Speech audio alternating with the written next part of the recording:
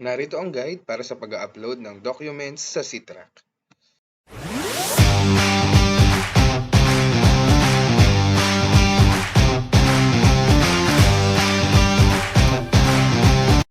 Unahin natin ngayon ang SSS ID.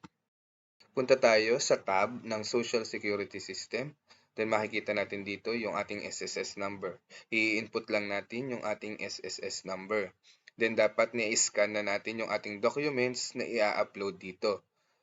Then lalagyan lang natin ng file name. Much better na ilagay natin ay ang full name nyo _ SSS ID.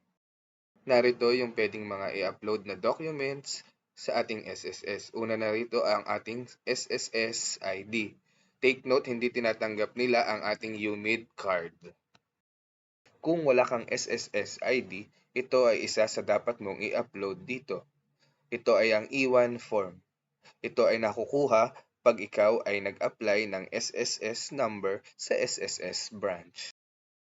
Pwede rin nyo ditong i-attach ang inyong SSS online profile.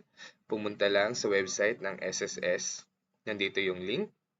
I-login ang inyong My SSS account gamit ang inyong user ID at password.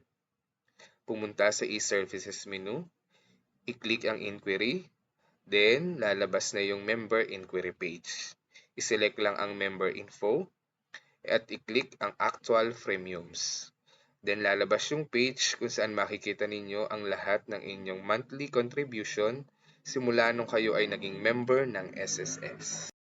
Maaari nyo rin ditong i-upload ang inyong printed SSS loan statement na makikita rin sa inyong online SSS account.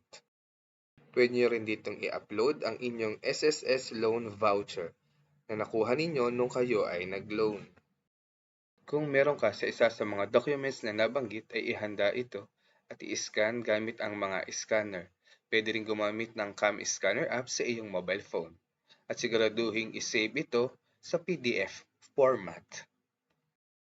Kung okay na lahat ay i-click ang submit at maghintay ng 3 to 5 days for documents validation. At dito na nagtatapos ang ating simpleng vlog.